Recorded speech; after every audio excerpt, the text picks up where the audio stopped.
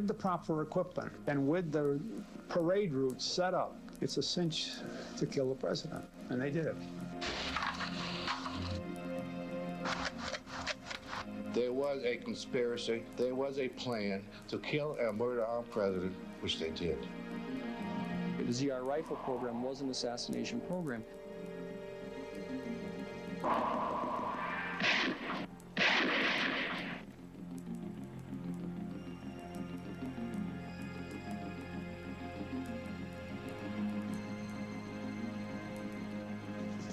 America has three great unsolved mysteries: the Cuban Missile Crisis, the unexplained reasons for Watergate, and the assassination of John F. Kennedy.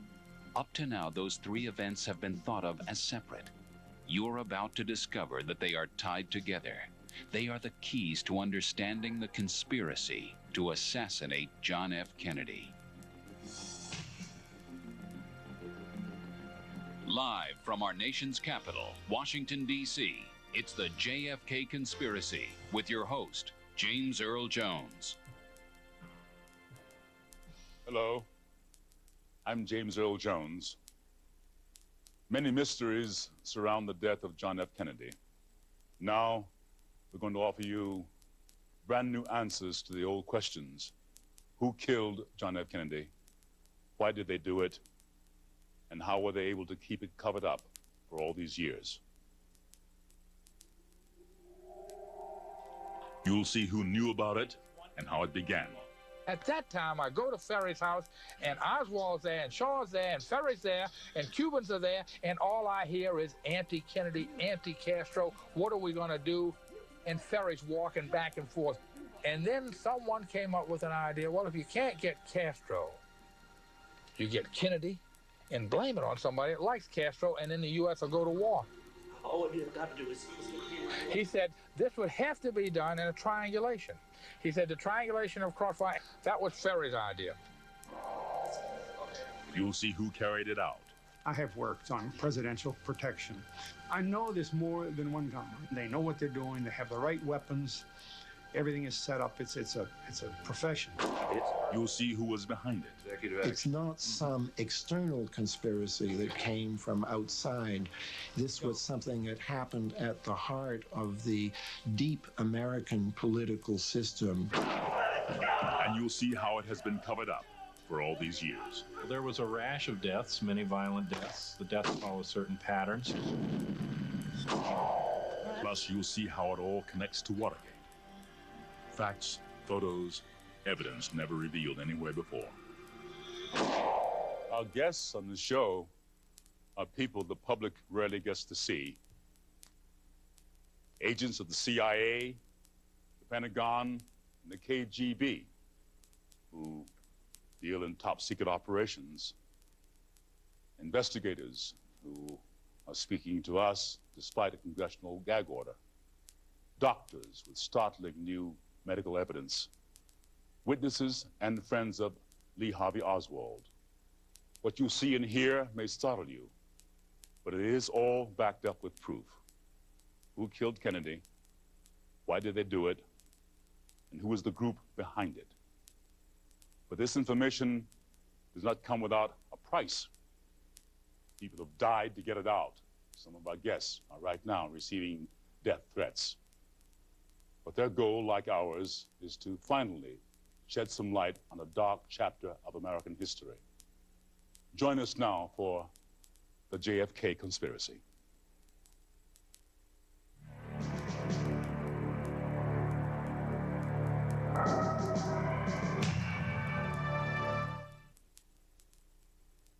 The truth has been hard to get in this case.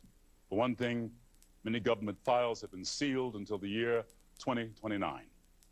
There are a number of bills to open the files currently being considered in Congress, but some do not open all the files, particularly the intelligence files, and others insist on presidential review. As you view the show, you'll understand the significance of these intelligence files. So now you have the opportunity to be heard on this important question. If you believe that all government agency files on the Kennedy assassination should be released with no further review, call 1-900-400-6341. To vote no, call 1-900-400-6351. Randomly connected callers may ask questions of our panel. Each call is $1, and you must be 18 or older to call. Kennedy was killed in a conspiracy. I think you'll soon see that. To help us understand the who and the why, with us are a former chief of covert operations for the Joint Chiefs of Staff, Colonel Fletcher Prouty, a high-ranking member of the KGB, Colonel Nietzsche Porenko, the highest-ranking CIA official to go public, Victor Marchetti, the man who put the Kennedy assassination back in the limelight, Oliver Stone, the forensic pathologist with startling new medical evidence, Dr. Cyril Wecht.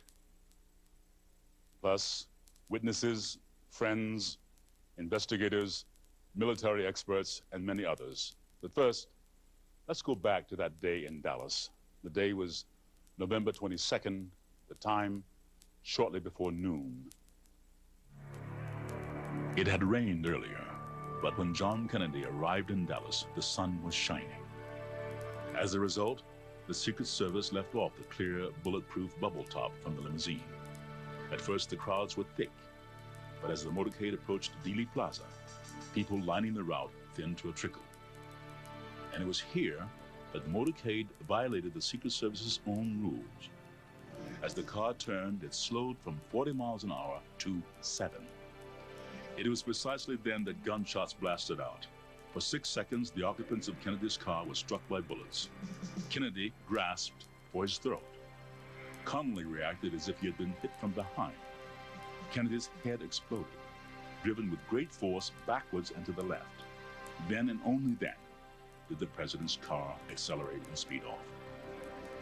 Lyndon Johnson, the new president, ordered a federal commission to investigate the crime. Headed by Supreme Court Chief Justice Earl Warren, it became known as the Warren Commission. Hundreds of witnesses, thousands of hours of testimony, and when they were done, the Warren Commission announced that 3 shots had been fired from the 6th floor of the Texas School Book Depository, from above and behind the president, by a single crazed gunman, Lee Harvey Oswald. The Warren Commission had given us the official version. Lee Harvey Oswald had acted alone.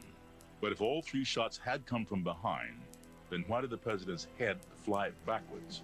A reaction more typical of being shot from the front. And why did so many people, including policemen, run not towards the book depository where Oswald was, but towards the picket fence? If the Warren Commission was right, why did so many witnesses claim to see something completely different from the official report? I believe with all of my heart that the shots came from behind the picket fence. And I focused in on a gentleman with a suit and a hat standing here at the picket fence. I saw a puff of smoke, then I saw a man with a rifle. I was shocked. It was a brown rifle. And I know enough about guns and hunting to know that he was shot from the front. I saw the man in the suit and the hat pitch the gun to the railroad man, and he walked off in this direction. Hundreds of witnesses, thousands of hours of testimony. Yet, these are eyewitnesses to the killing of the president, and the Warren Commission told us they didn't believe them.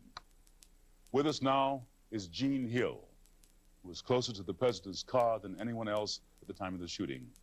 Ms. Hill is a Dallas grade school teacher and has feared for her life for the last 29 years.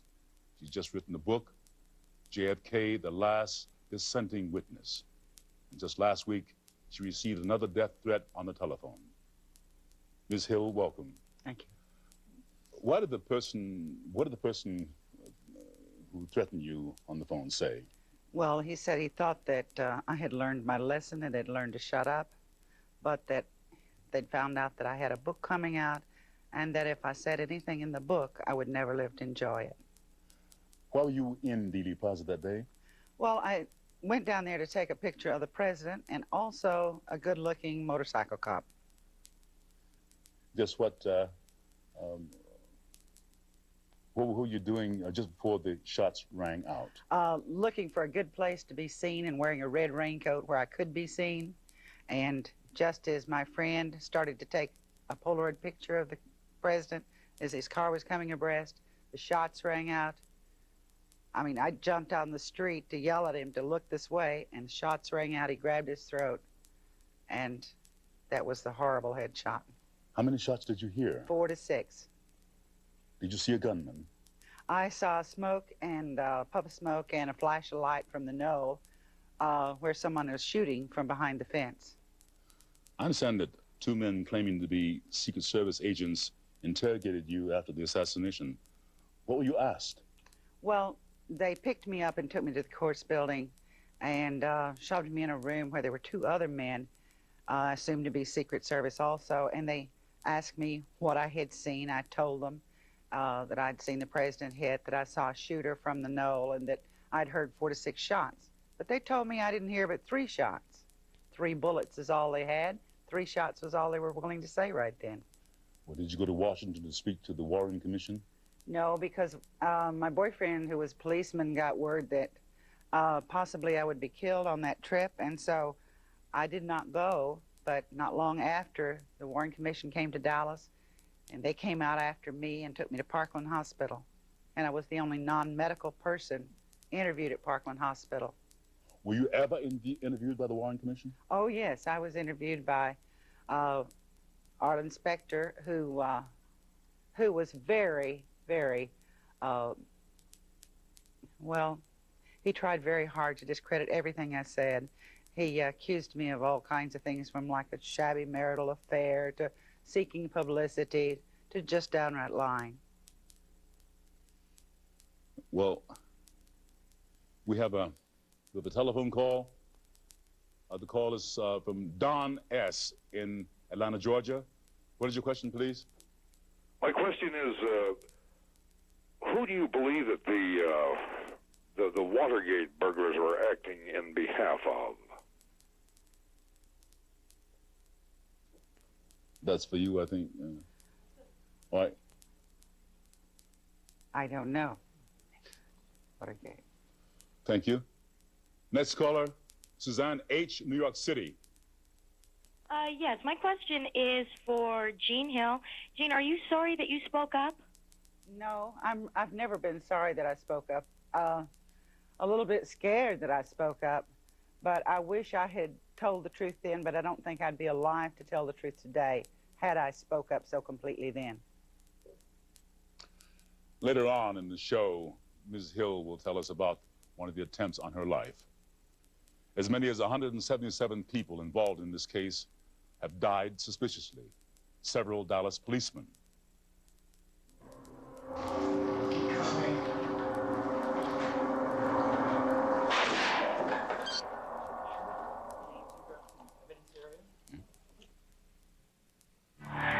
Next, we challenge the Warren Commission report.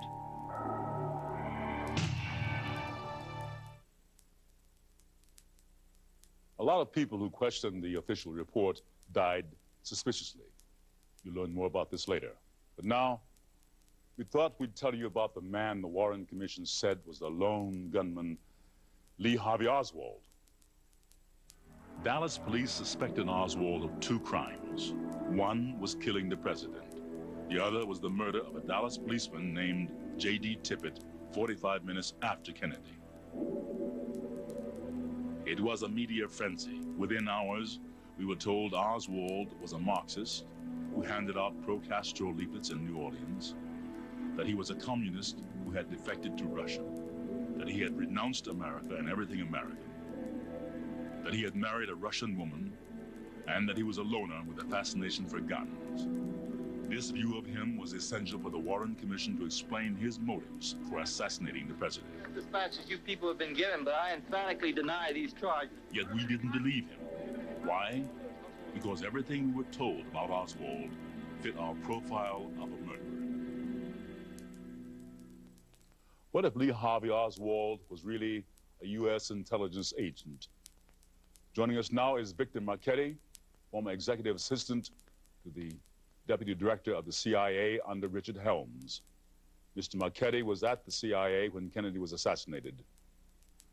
Mr. Marchetti, we know that Oswald lived in Russia. Was he a defector?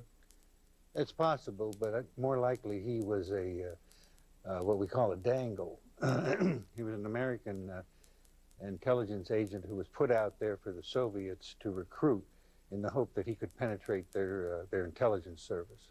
Please explain what the Office of Naval Intelligence is. Well, the Office of Naval Intelligence is the Navy's CIA, and that is probably the outfit that Oswald was working for. Did Oswald ever work for the CIA?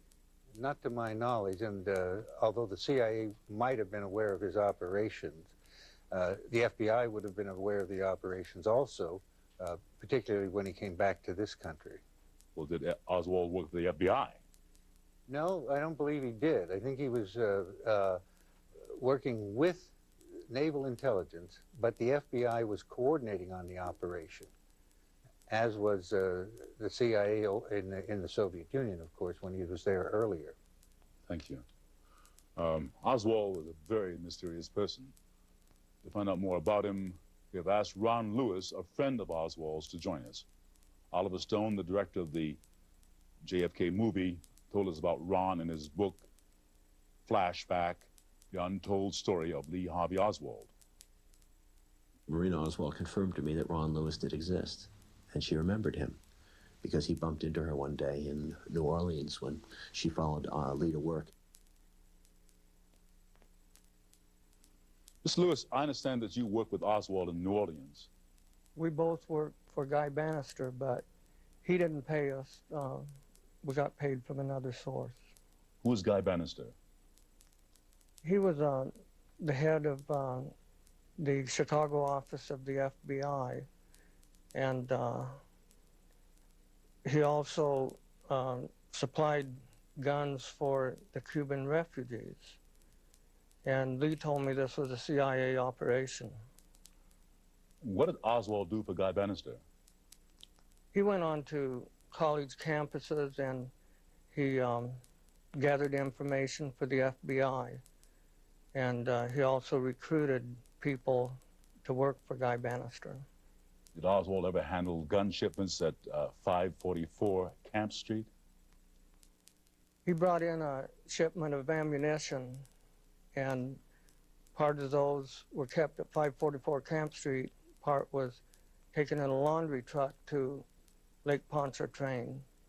I remember this because the boxes were very heavy, and Lee was not a muscular person, and he sometimes said he was going to quit because of it. Is it true that Oswald had worked with Jack Ruby in New Orleans? He told me that Jack Ruby drove the laundry truck. The Warren Commission said that Lee Harvey Oswald and Jack Ruby never knew each other. Are you saying that they did know each other? They knew each other very well. We know that, okay. That makes us wonder how much else in the Warren Commission report regarding Oswald is incorrect. To prove that Oswald was a lone gunman, he had to fit him into an extremely tight schedule. So we went back to Dallas to trace the fateful 3/4 of an hour from Kennedy's assassination to the murder of Officer Tippit.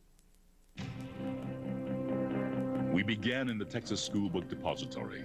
On the left, you see the time Oswald had to meet. On the right, you see a clock, synchronized to the speed of the film. This is the time it actually took us. Ready. At 12:33, the Warren Commission said Oswald left the depository and walked 7 blocks to catch a bus. They gave him 3 minutes.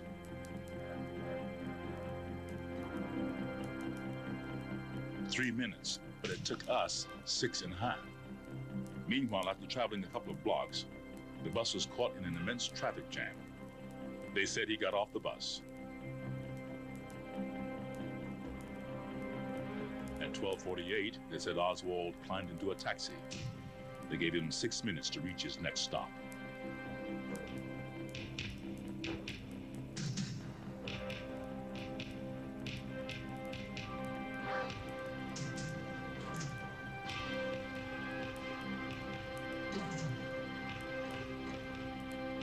It took us over 8 without traffic.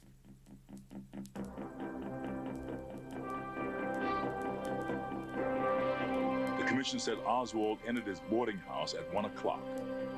At 1:03, his landlady said he left the house and went to the northbound bus stop. Yet in order to kill Officer Tippit, he had to travel south. So the commission said he must have changed his mind.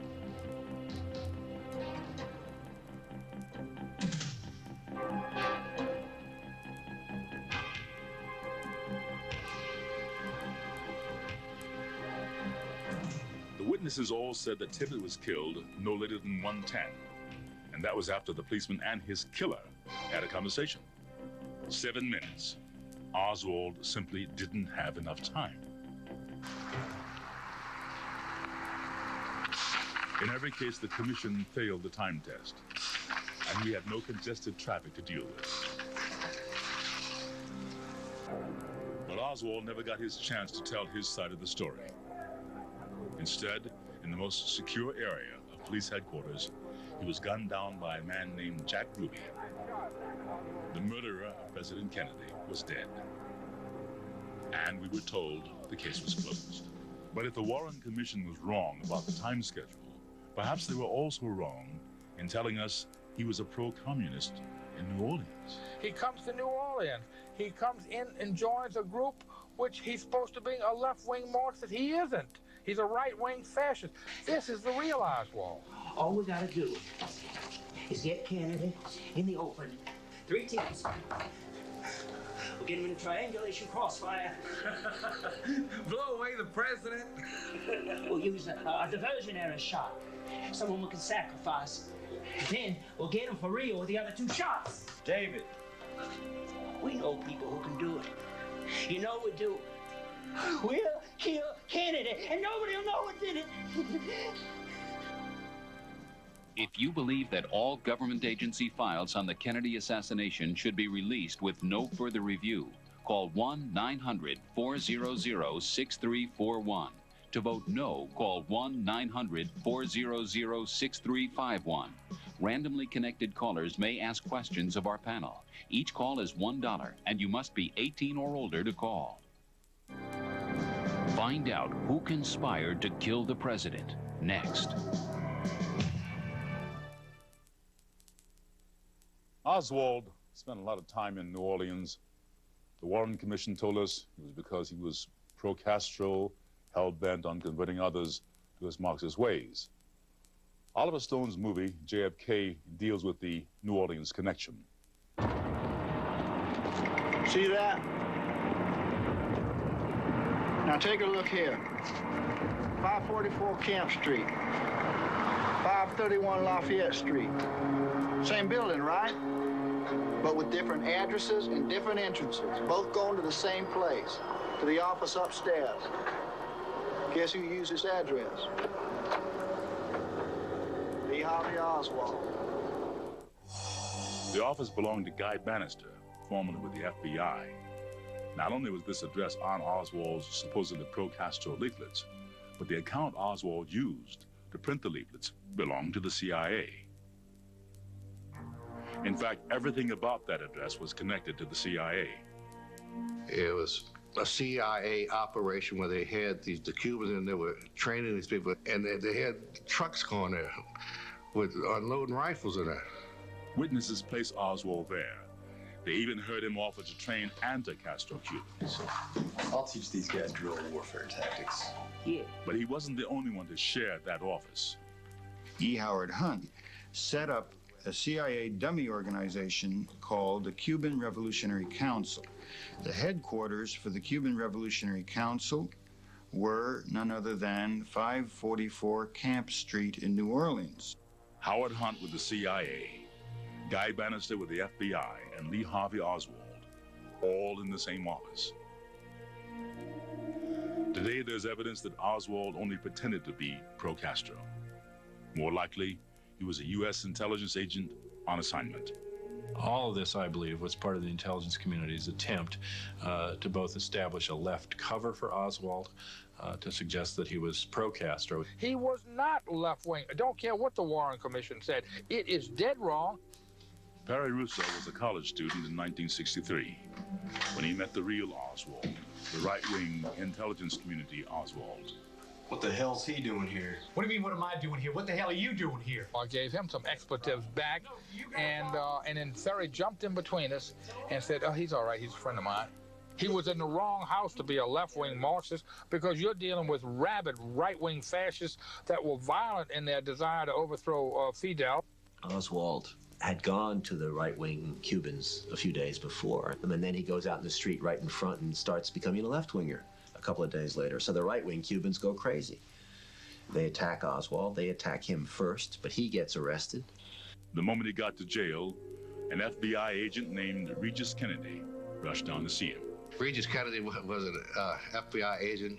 Lee Harvey Oswald was an informer for Regis Kennedy. It was a source of information for him. Now, Dave Ferry told investigators about the connection between the FBI and Oswald. We received 19 files. Reference was made in those files to the Central Intelligence Agency contract number of Lee Harvey Oswald and the FBI informant number S172 of Oswald and the $200 a month stipend that he was receiving. Bannister connected to the FBI, Ferry with the CIA, Oswald with contract numbers at both, all together in an office shared by Howard Hunt of the CIA. But one other person was also there, a man named Clay Shaw, the only person ever to be charged in court with the conspiracy to assassinate President Kennedy. A very different portrait of Oswald than that painted by the Warren Commission. Mr. Marchetti, who was Clay Shaw? Clay Shaw was a businessman who was involved in international commerce and had quite a few connections overseas, operating his trade mart there in New Orleans. How did you find out about Clay Shaw's connection to the CIA? Well,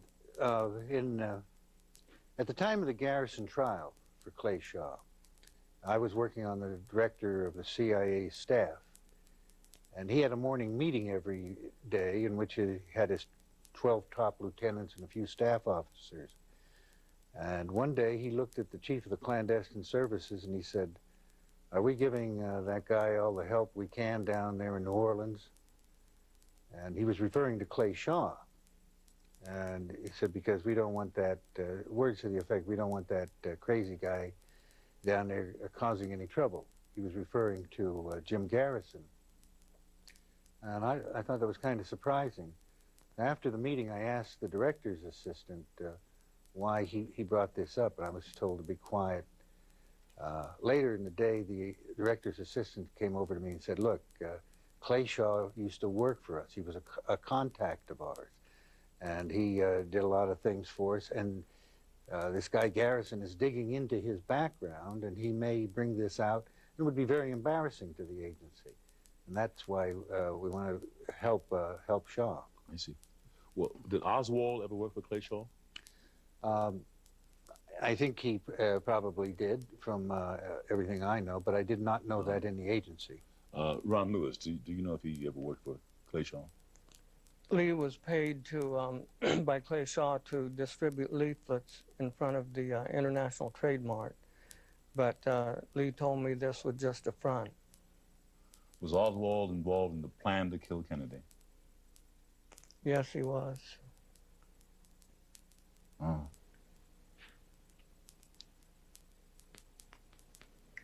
Yes?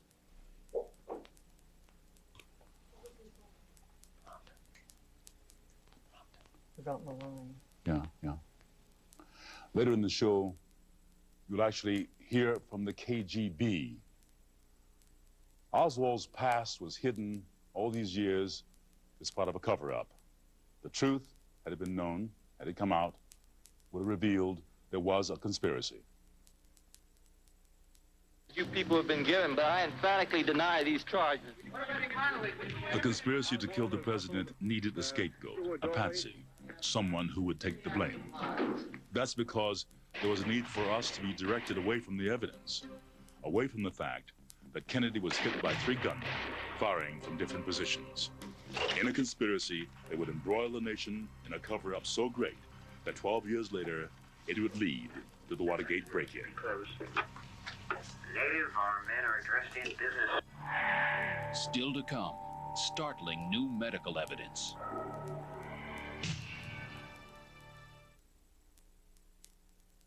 To understand the conspiracy that killed Kennedy and the cover-up that followed it, we must first take a step back into history to a man named Fidel Castro.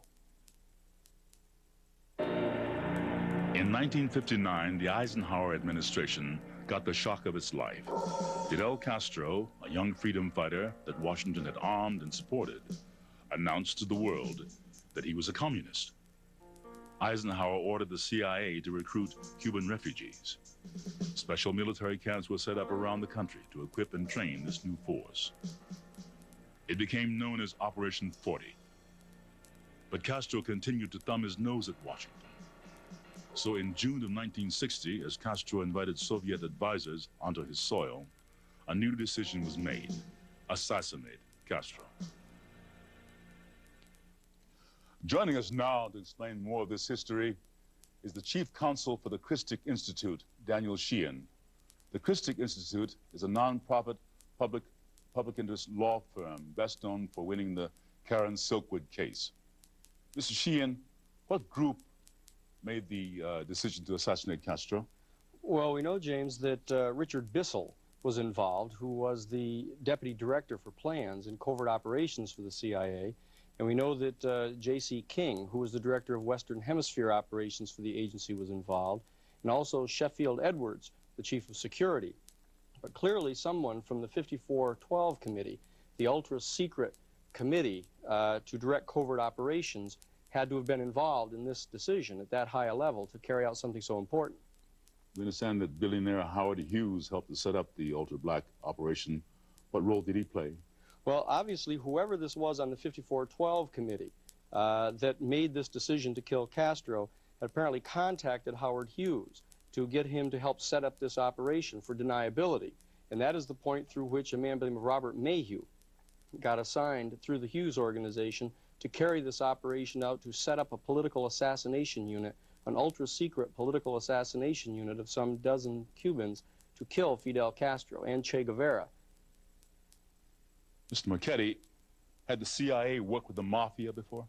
Oh, certainly. The CIA got involved with the Mafia in World War II when it was OSS, the Office of Strategic Services, in order to have the help of organized crime in their guerrilla activities in Sicily and Italy. And since then, the CIA has worked with organized crime in the Corsican Brotherhood in France, in running dope from the Middle East. They got involved with it in Southeast Asia. And eventually they got involved with crime in Latin America as well. And this brings them into Castro, because they were working with organized crime, Meyer Lansky, and that part of the Mafia in Cuba. I see. Mr. Sheehan, if the Mafia was involved, how did the CIA keep control? Well, what happened, James, was that the decision that Robert Mayhew was involved with was directed by the 5412 committee to bring in the mob. He contacted Johnny Roselli out of Las Vegas, and then Sam Giancana, and Sam Giancana contacted Santo Trafficante. These guys all got involved in the way they had it handled. The way they had it handled was the CIA assigned specific people to supervise this assassination team. E. Howard Hunt and Frank Sturgis, very specifically, were assigned to control the training and assignment of this extremely secret political assassination team that was set up in 1960. Thank you. Let's tell you more about the assassination team. Its name would change with every operation. For this program, we'll call it S-Force. With the help of organized crime figures and under the direction of the CIA, 15 professional assassins were recruited to form a special operations unit, an ultra-black assassination squad. Their job was political assassination. Their target was Fidel Castro. It was a murder incorporated, and it was a secret no one wanted to reveal.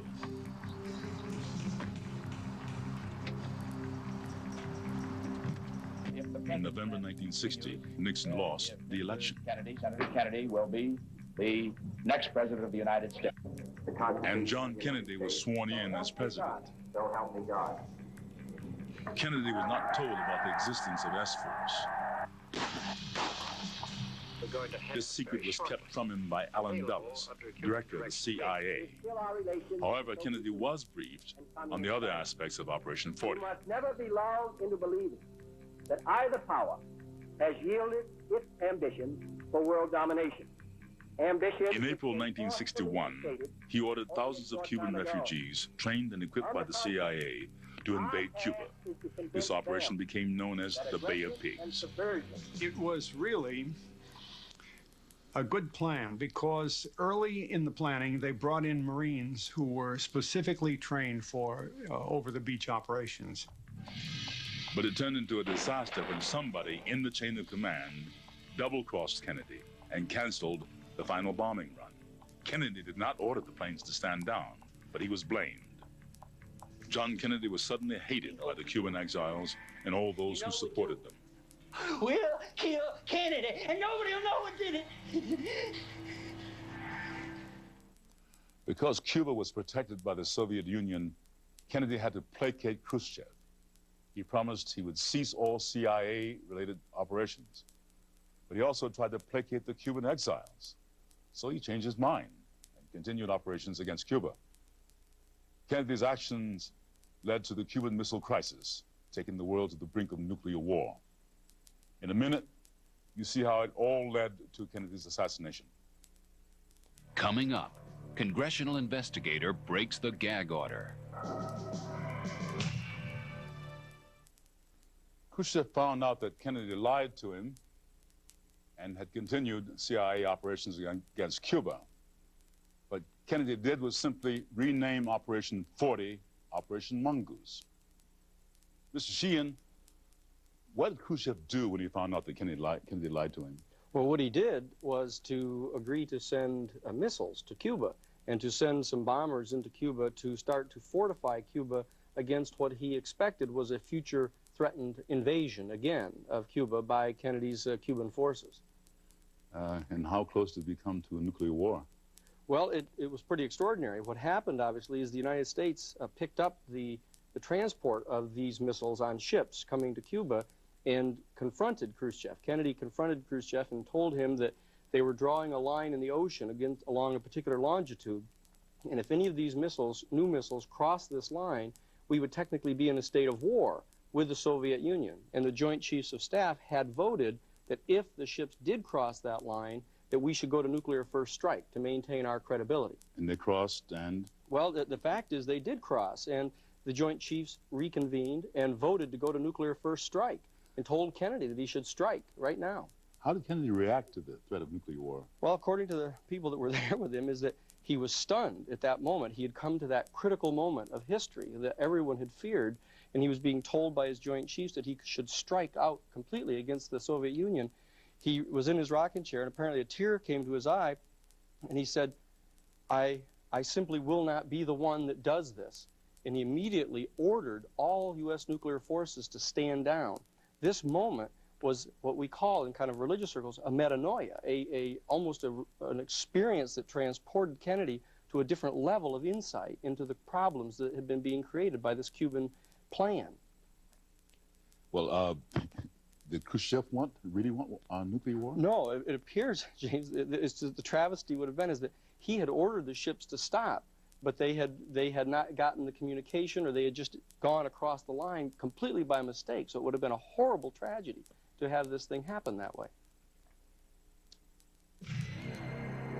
Kennedy had come face to face with nuclear annihilation.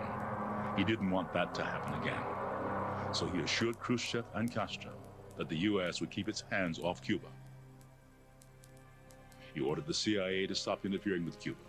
When they refused, he sent in the FBI to shut down their training camps.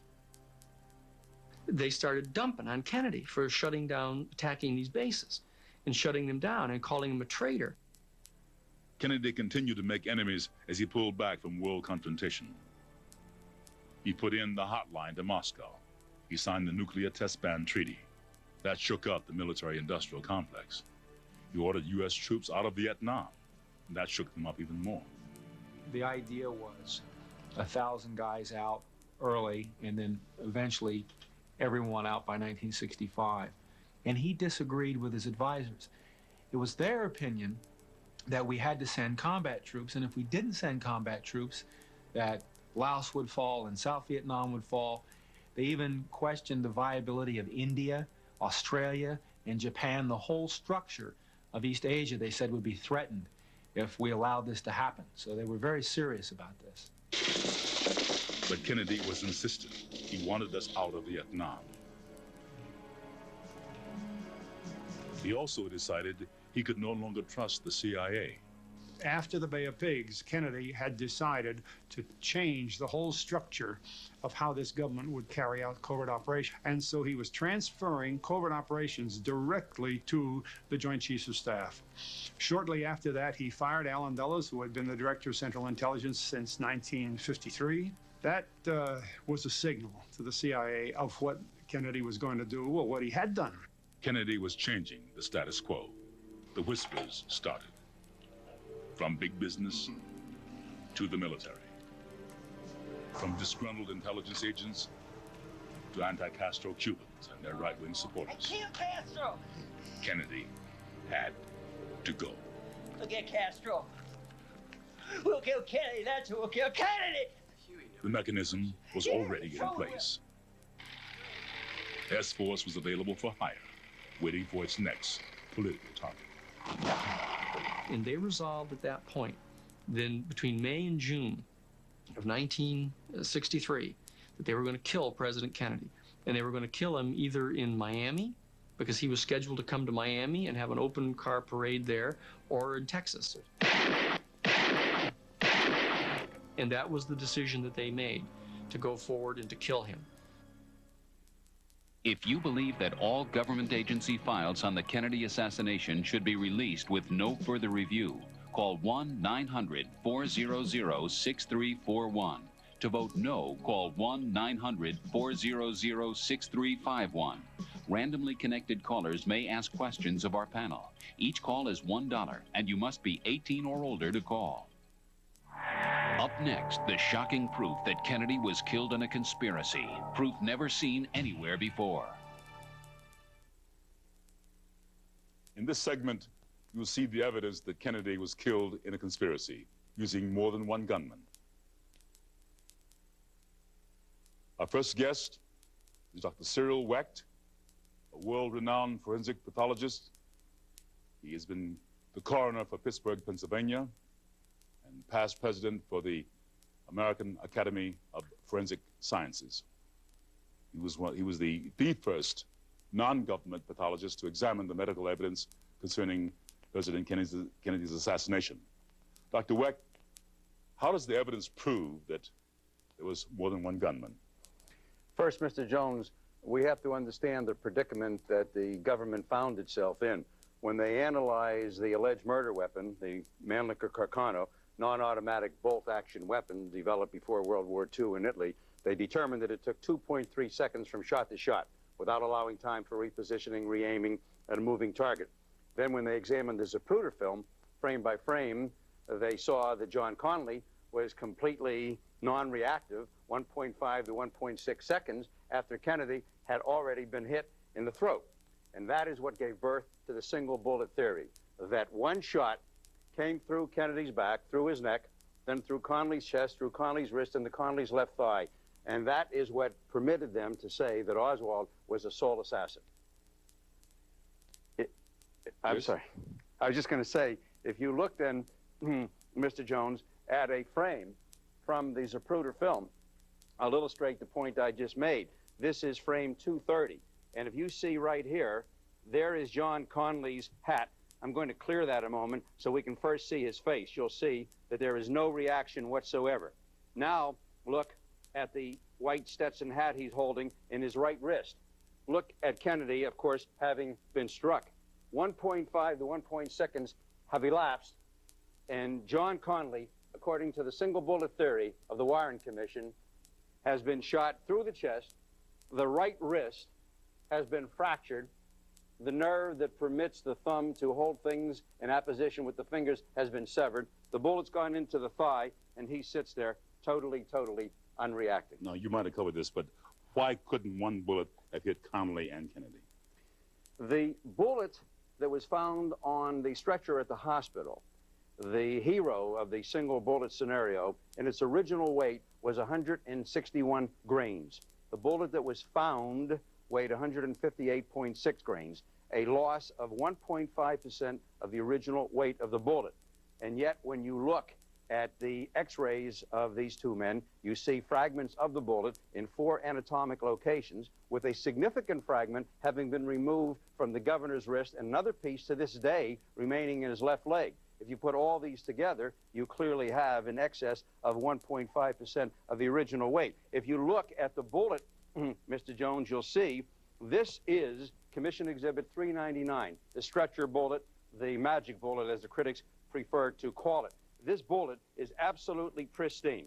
It's a 6.5 millimeter, fully copper jacketed, except at the base, lead core piece of military ammunition. The nose, the cone of the bullet, which allegedly destroyed 4 inches of the governor's right fifth rib and caused a comminuted or shattered fracture of the distal radius, a dense, heavy bone in a man, Conley, a little taller than you even, that this bullet, according to them, broke both those bones and yet emerged in this pristine condition, losing only 1.5% of its original weight. And that is why that one bullet could not have produced those wounds. The other reason, of course, is the trajectory. If you look at this trajectory of the model that is portrayed here, you see that under the Warren Commission scenario, the bullet had to have entered Kennedy's back.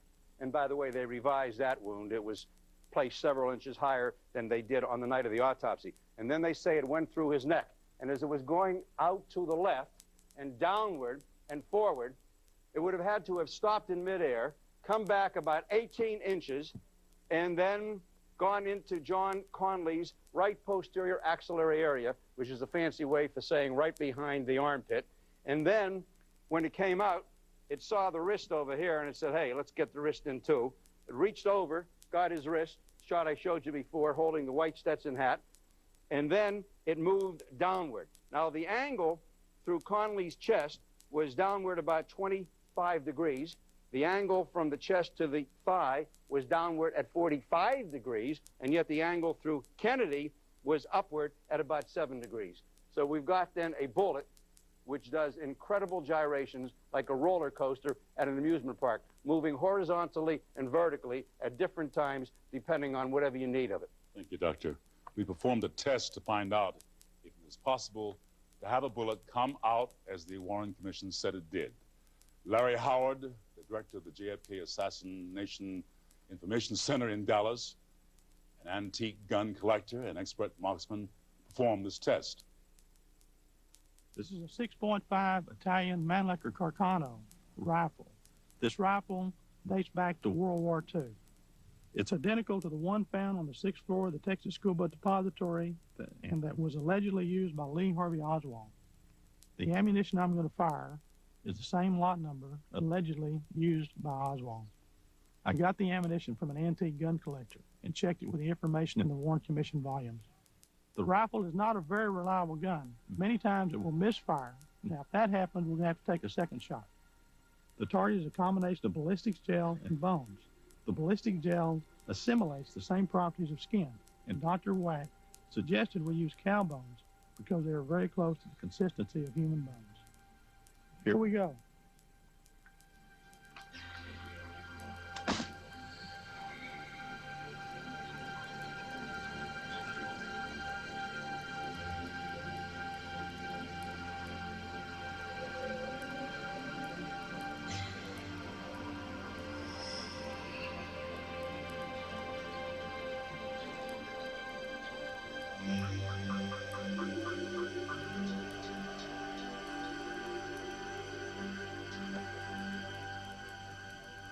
As you can see, the bullet I just fired is severely distorted. Now let's compare it to CE-399, which is in near pristine condition. Dr. Weck, let's talk about medical evidence. Who performed the autopsy? This is incredible. To do an autopsy on the President of the United States, dead as a result of multiple gunshot wounds, they called in 2 naval pathologists from Bethesda Naval Center here in D.C. who had never done a gunshot wound case, who had never performed medical legal autopsies, who were not forensic pathologists. There was a 3rd guy called over from the Armed Forces Institute of Pathology, and he was in a bad situation, an Army man, in a naval setting, and he had limited experience himself. Instead of calling in top forensic pathologists who had been known and utilized by the United States government going back to World War II, and in many capacities subsequent thereto, they deliberately excluded those people because they all shared one common flaw. They were civilians and could not be ordered to do things. Doctor, before you go on, let's talk with Dr. Charles Crenshaw, one of the doctors in the operating room when Kennedy was brought into Parkland Memorial Hospital. Dr. Crenshaw has written the book, JFK Conspiracy of Silence, in which he reveals many secrets he kept for over 28 years. Dr. Crenshaw, the Warren Commission told us that Kennedy was shot with 3 bullets, all from the back. Did you see evidence of anything different? Yes, I saw definite evidence. I saw evidence of 2 wounds that came from the front. The head wound was tangential in nature, but it was a large avulsed area in the right rear part of the head. There was loss of part of the parietal, temporal, and most of the occipital lobe of the right cerebral hemisphere, with exposure of the cerebellum. It was about 2.5 to 2 3/4 inches in diameter, more or less circular in place, and had the appearance of an exit wound. When I saw the autopsy photos, there was no damage or no wound in the right rear area shown in 2 photographs. Well, the autopsy picture, in the picture, the throat shows a 2-inch incision where a tracheotomy was performed. Is that what you remember seeing? No, the second wound that I saw from the front was the anterior neck wound, which was 3 to 6 millimeters or less than a 1/4 inch in diameter. It was clearly demarcated, round, and relatively clean cut. When the endotracheal tube didn't work, Dr. Perry performed a tracheostomy through the entrance wound. The incision was sharp with smooth edges, about 1 to 1.5 inches long. I might add it was the same as when the tube was removed before he was put into the coffin. But the autopsy photograph showed a widely gaping wound with irregular edges about 2.5 to 3 inches long. Doctor, why have you kept this information secret for so long? Well, there was an edict of silence put out, but in deference to that physician, I believe it really meant that we in the room were not to use this intense personal experience for commercial gain or a head start in opening a new practice. However, that fraternal doctrine was kept for many years. I'm now 59 years old and have completed the development of my department using Parkland as a model, and will continue only in a teaching and administrative capacity for the next few years. And lastly, I think I was naive. I always felt our country would provide the best possible post-mortem examination with the best physicians, and thereby would have the best investigation for our fallen president. Thank you, Doctor. Would you please stay on the line with us? Now we turn to our new medical evidence. Dr. Wecht, how did this new evidence come to your attention? Larry Howard, whom we saw a little bit ago, called me and told me that he had been looking at the photos of the president's head again, and something that had troubled him perhaps subliminally previously had come to the fore once again. And that was, Mr. Jones, a straight line with short hairs in the president's scalp. We're looking at the back of the president's head, and this is the nose up front. In other words, the president is lying supine on his back on the autopsy table. This is taken before the autopsy began. So what we're looking at then must be, if the photo is real and original, must be an untouched anatomical graphic portrayal of the president's head pre-autopsy. What Larry noted is this straight line with short hairs. Short hairs, not the kind found in someone with a full head of hair, but the kind found at the base of the scalp, at the hairline, where one gets a haircut and where the hairs are trimmed. In other words, what we're looking at here is a portion of the scalp that has been reflected upward from the rear or occipital area that Dr. Crenshaw was referring to, that has been now reflected back up thusly, giving us the picture of the straight line with short hairs that we see here.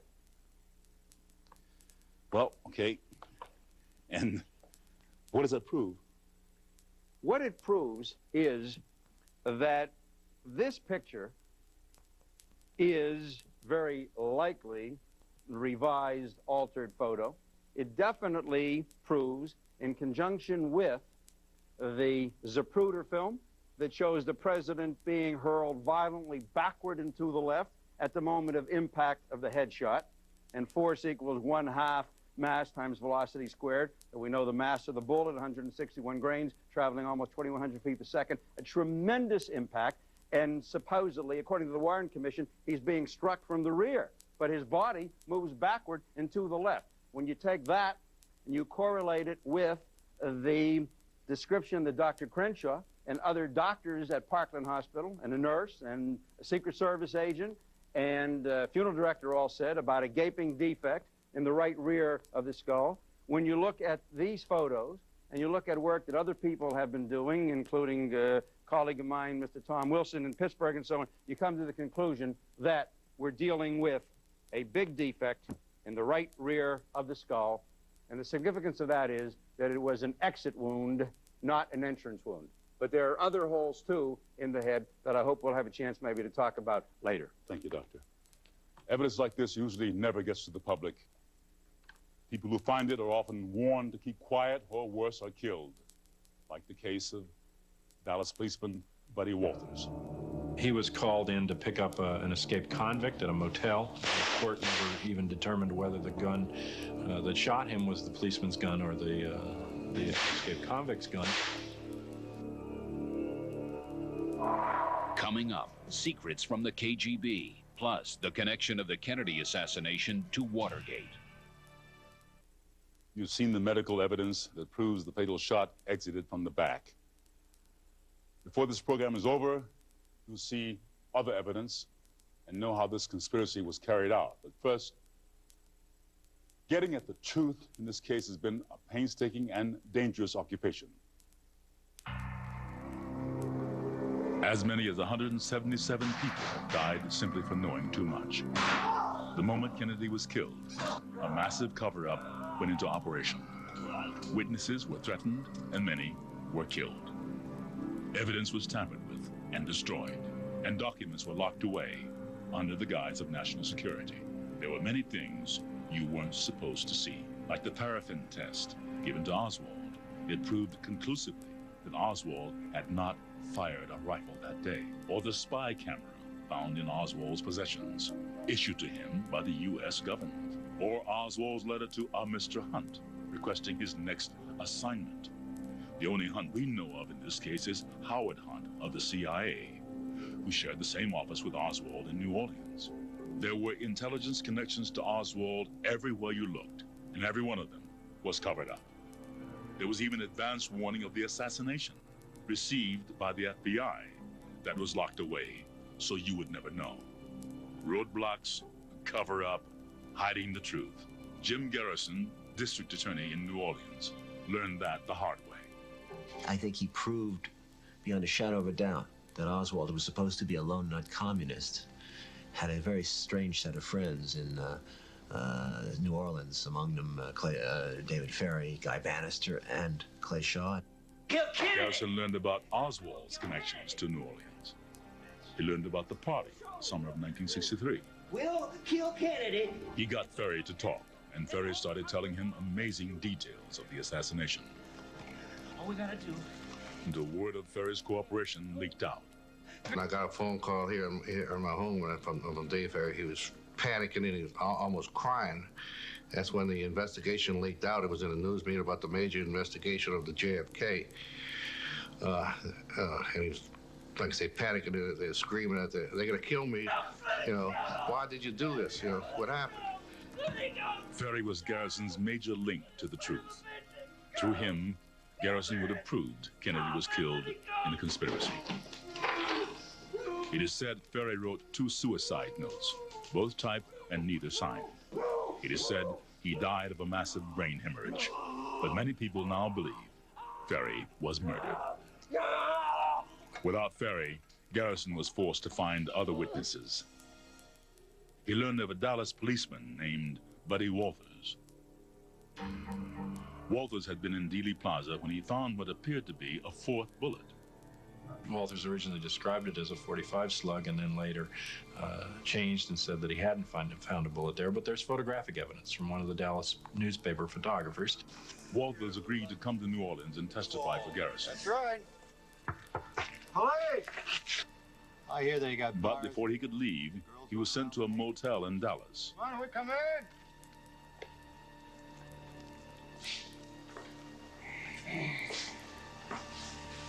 I'll tell our friend in there that he's got company. All right. Hey, pal. Hey, pal.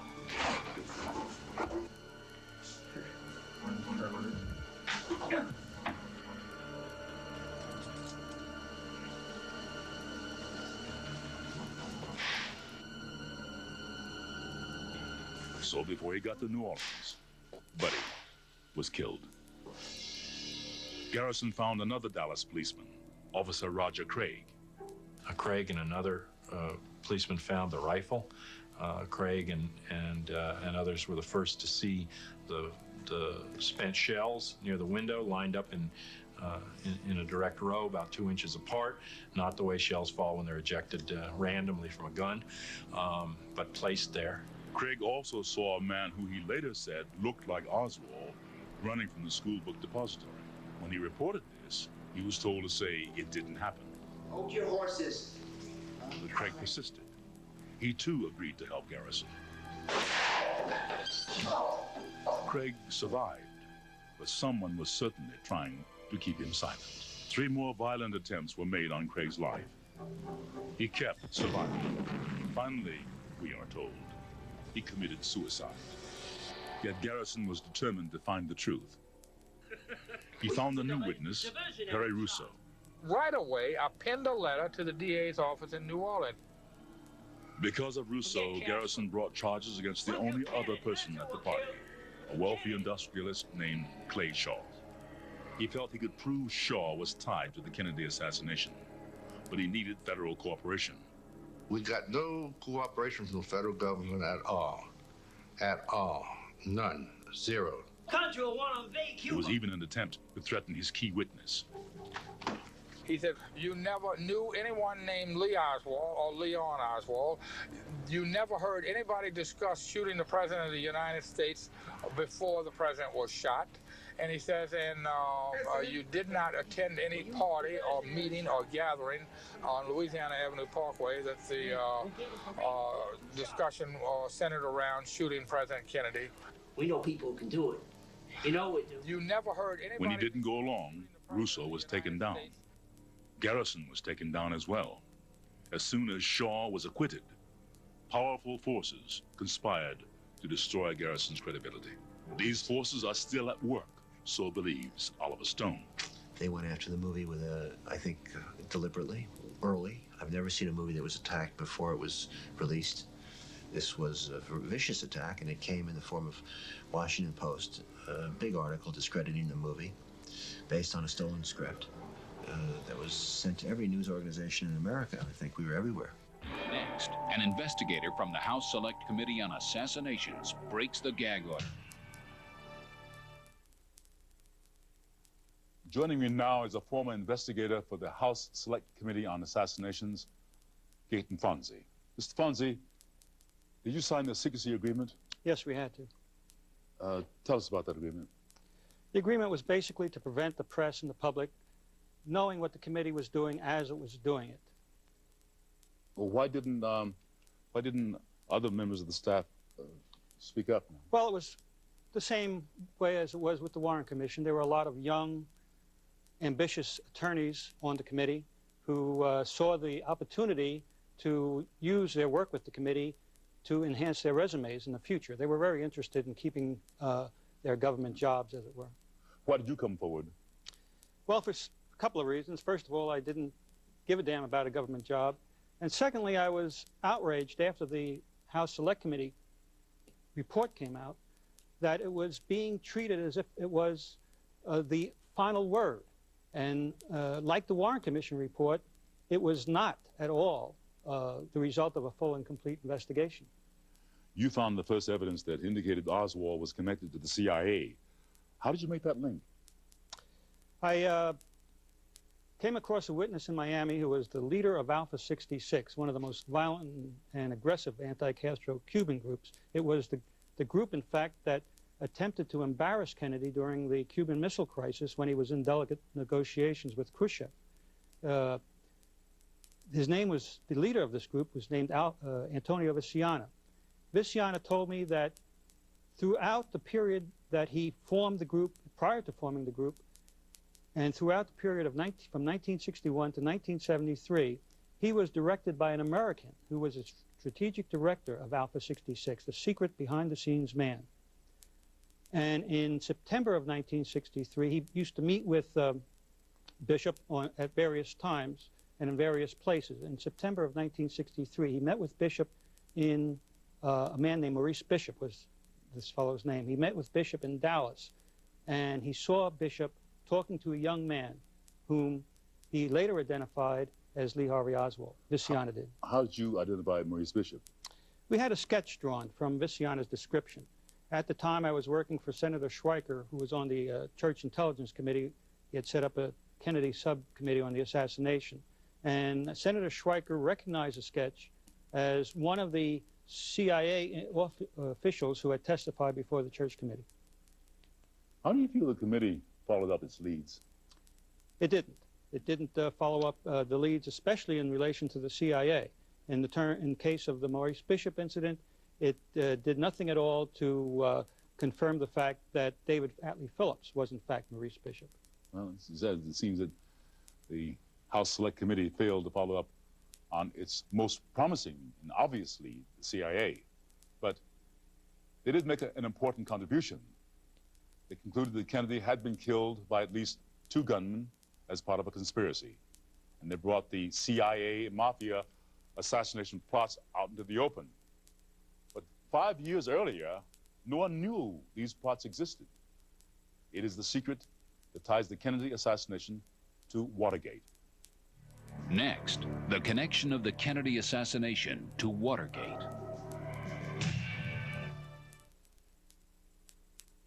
There was a conspiracy to kill JFK. The U.S. Congress knew that in 1978, when the acoustical evidence proved it to them. But several people knew or suspected it years earlier. Lyndon Johnson and Earl Warren realized there was a conspiracy to kill Kennedy. I'm positive that Lyndon Johnson, during that week after Kennedy's death, realized how close those bullets came to him and what they meant. Johnson was only 2 cars behind Kennedy, and Colonel Prouty believes that fear is one of the reasons that Johnson and Warren, even J. Edgar Hoover, went along with the cover-up. I think all of those men recognized right then that the power of the bullets was very strong. The truth frightened them too much to let it be revealed. Nixon was in Dallas at the moment the president was killed. He was there on business, nothing to do with the assassination. But years earlier, he had been vice president when S-Force was created. He may very well have realized that the group had been involved in the Kennedy assassination.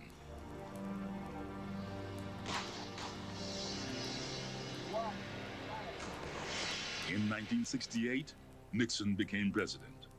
In 1972, one of the most baffling mysteries in America began: Watergate. It was a midnight break-in to an office building in Washington. People still don't understand what the connection between that Watergate burglary was and the assassination of President Kennedy. 5 men broke into Democratic National Headquarters. Why? Possibly because the new chairman, Larry O'Brien, might have gotten hold of documents pertaining to S-Force.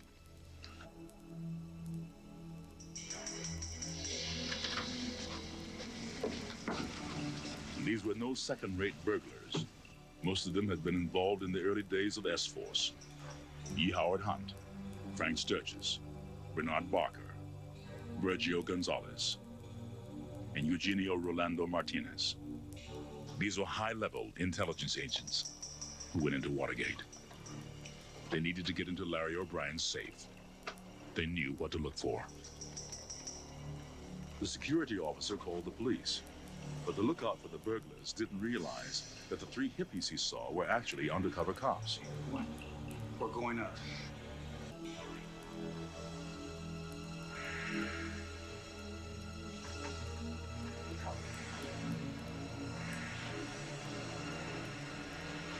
Freeze! Come out of there! But before they were successful, they were caught. Move it! And their capture led to the first resignation of an American president. Mr. Sheehan, who were the actual burglars?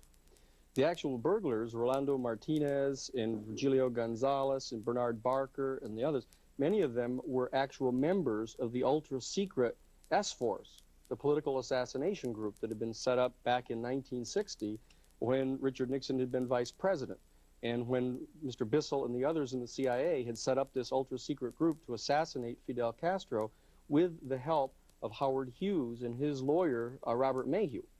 Was Nixon one of the conspirators to kill Kennedy? No, it doesn't appear that that's true. It appears that what he did is he suspected that this group, that was this special group designed to assassinate heads of state, may well have done this. And since he had been vice president when the group had been set up and the head of the 5412 committee, that it could lead back to him and generate a very bad image. Mr. Marchetti, what can we learn from the Watergate experience? Well, we can learn that you have to have much more tighter control over secret operations. The CIA cannot be the secret tool of the President of the United States. There has to be oversight, and not just from Congress, but from the American public. Mr. Sheehan, everybody wants to know, who was Deep Throat? Well, many people in a number of books, the Secret Coup and others, have suggested that it was General Haig, Alexander Haig, but it was only in part Haig. He supplied a few documents, as did Admiral Bobby Ray Inman.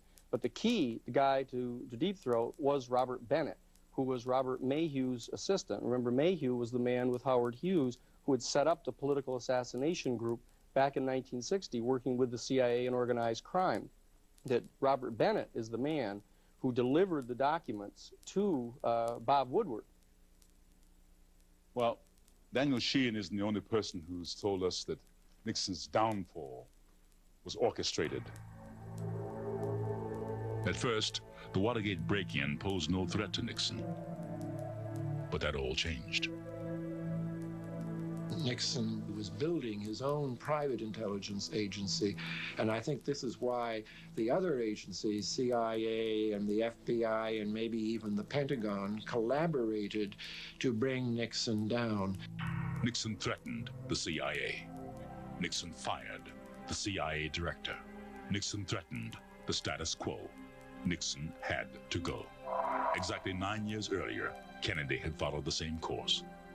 Kennedy had threatened the CIA. Kennedy had fired the CIA director. Kennedy had threatened the status quo. Except then, they used the assassination squad.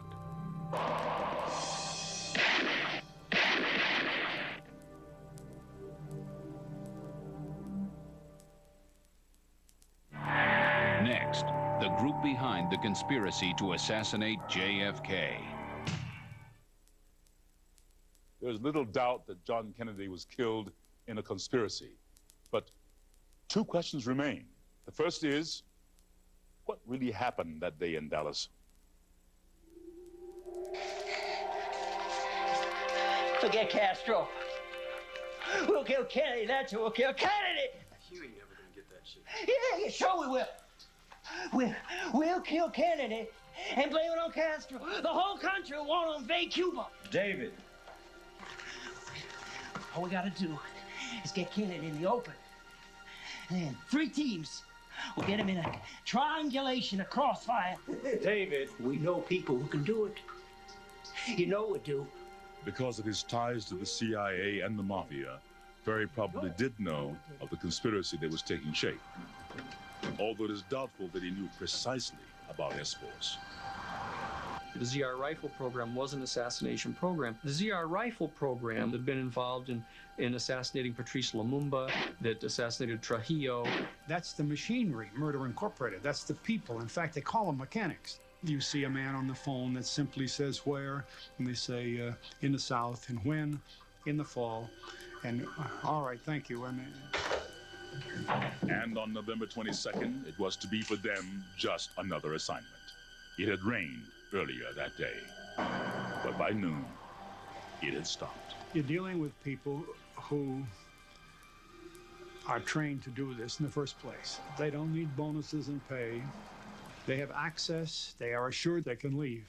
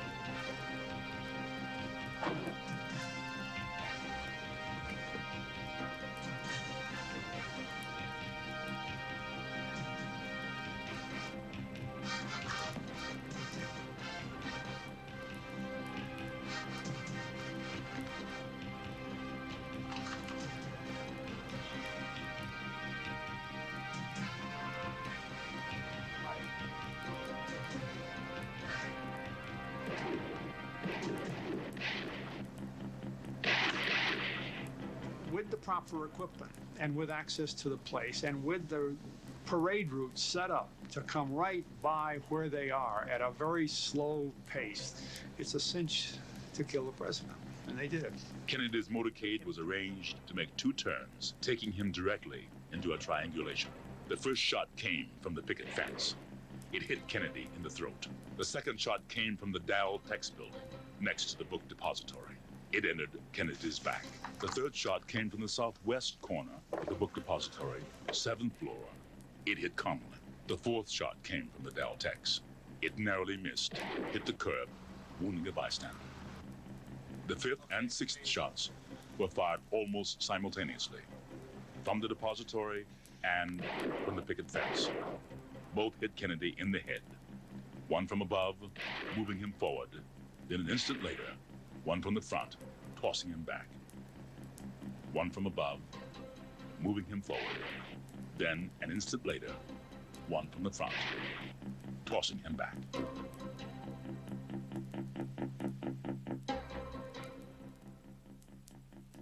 Now, only one question remains. Who ordered it? Our experts believe those orders came not from Lyndon Johnson, not from J. Edgar Hoover, not from the CIA as an agency, or even the Pentagon, but from a group of individuals, a power elite. These people knew how to turn on S-Force. They knew how to turn S-Force against their own president. Look what's happened here. This group of guys that we have developed over these years in this ultra-secret program to kill Castro has killed the president because he betrayed them.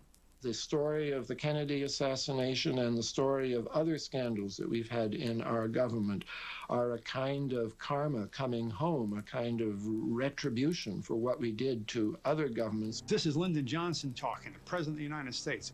He said, "We operate a murder incorporated." Johnson said, "We operate it." He didn't say we used to operate it. He said, "We operate it." Now, for President Johnson to say that there was a murder incorporated involved in the death of Kennedy, you can be sure he was not talking about Lee Harvey Oswald. He knew what he was talking about. And that's how Kennedy was killed. We have discovered that hiring assassins is an established procedure, a way of doing business, and that we're not the only country to do it. But in our case, this procedure was turned against our own president. This Special Operations Unit, this group we have referred to in this program as S-Force, it is their very existence that is the key to the conspiracy to assassinate JFK. Mr. Sheehan, what can be done to stop S-Force? Well, one of the things, James, that we have to do is to have a thorough investigation of the setting up of this group, who was in it, and what crimes they've committed, and hold them responsible for it. And there needs to be a thorough investigation by a special prosecutor to investigate their connection to the assassination of President Kennedy and, of course, to the Watergate burglary, to show that it was their connection to this group and Howard Hughes that was being looked for. Mr. Marchetti, how do we harness the illegal covert operations of the CIA?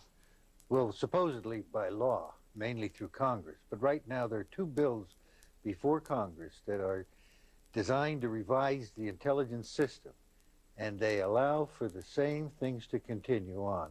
The president is still allowed to have the right to, and the sole discretion to carry out covert action without oversight. We have a telephone question. The caller is Debbie from Clearwater. Good evening. I recall when the assassination took place that it was announced that the files or the information about the assassination would not be released. Why did the people of our country tolerate that and the secrecy of the files and the information regarding the assassination at that time?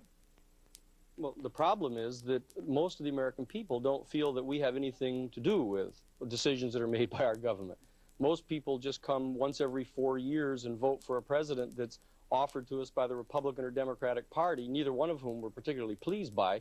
The people have to learn to take control, and that's why they can call in and demand that these files be reopened, that a special prosecutor be assigned to investigate the existence of this political assassination group that was established back in 1960, back when the president and vice president authorized political assassinations.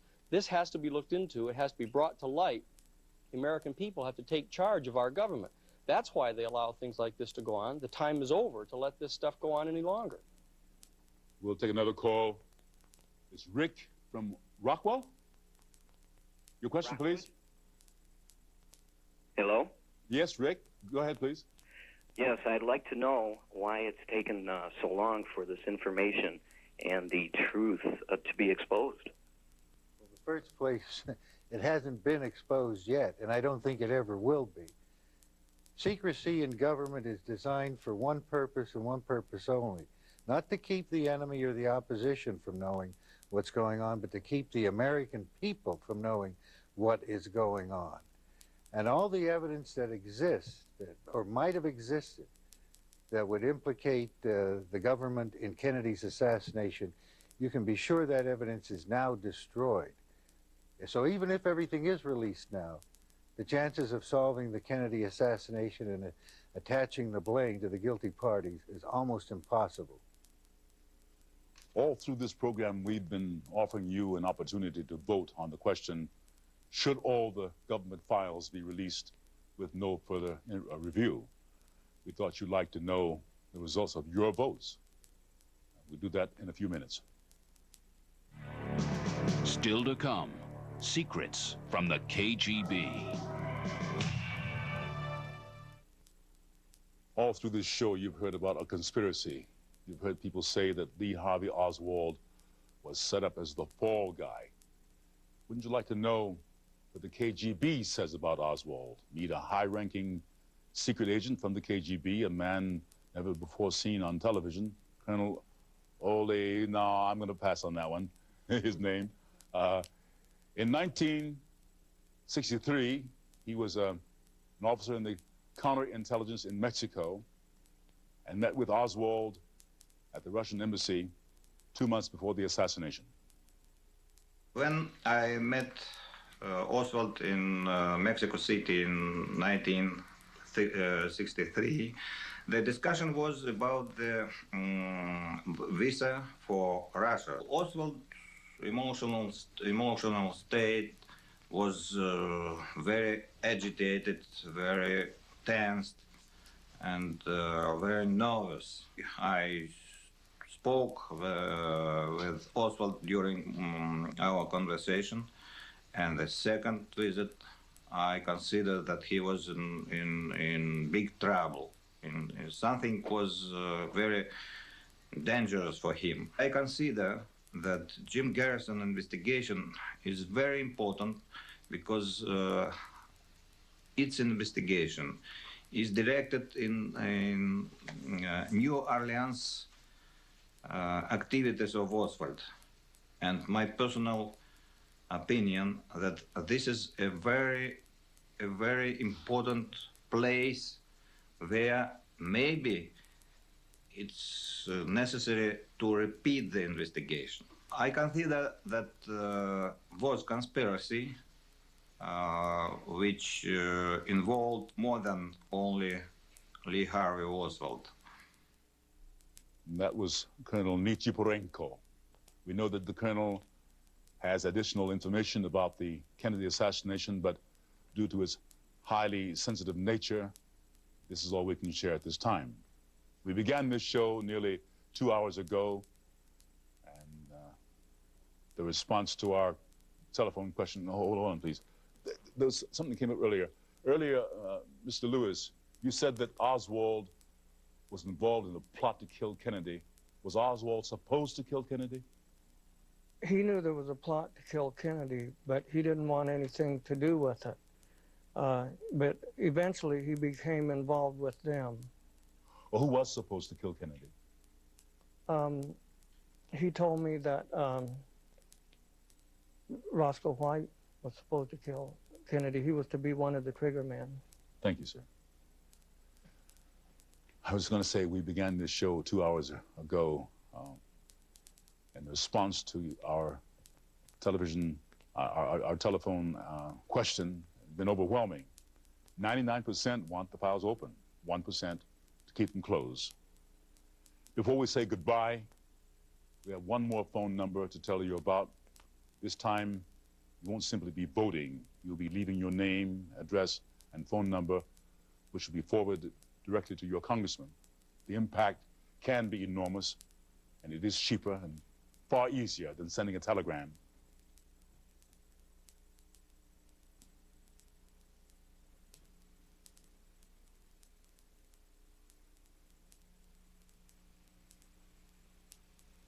To contact your congressman and tell them that you want all files released, call 1-900-288-5JFK. You will be asked for your name, address, and phone number. Calls cost $1 a minute and will take an average of 2 minutes. Callers must be 18 or older. This number will be available until further notice. I want to thank all of our guests and everybody helping to put this story together. Was Kennedy a great president, or even a good one?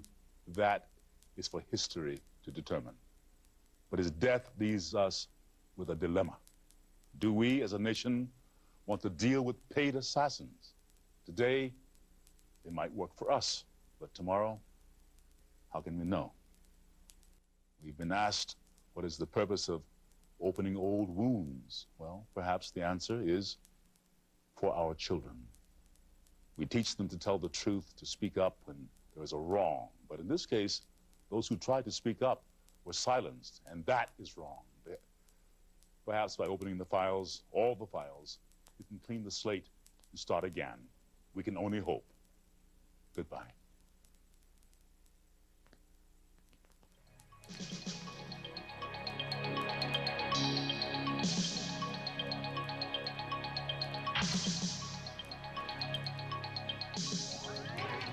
To order your limited edition copy of the JFK Conspiracy with the complete Zapruder film and more of our exclusive interview with Oliver Stone, call 1-800-776-2800.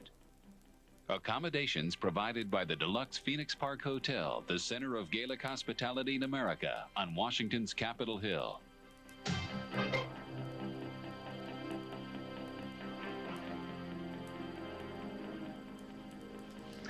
Tonight on the Channel 11 News at 10, gunfire inside a doctor's office in Queens. Will have a live report. We'll also talk with parents of an infant killed by mysterious bacteria at a New Jersey hospital. An unusual tribute tonight from Harry Helmsley to his wife Leona as she spends her first night in prison. Does the city university system discriminate against Italians? The clock is ticking toward the midnight hour. Have you filed your tax return? Plus, Magic Johnson and Arsenio Hall teaming up on a very special project. Next on the News at 10.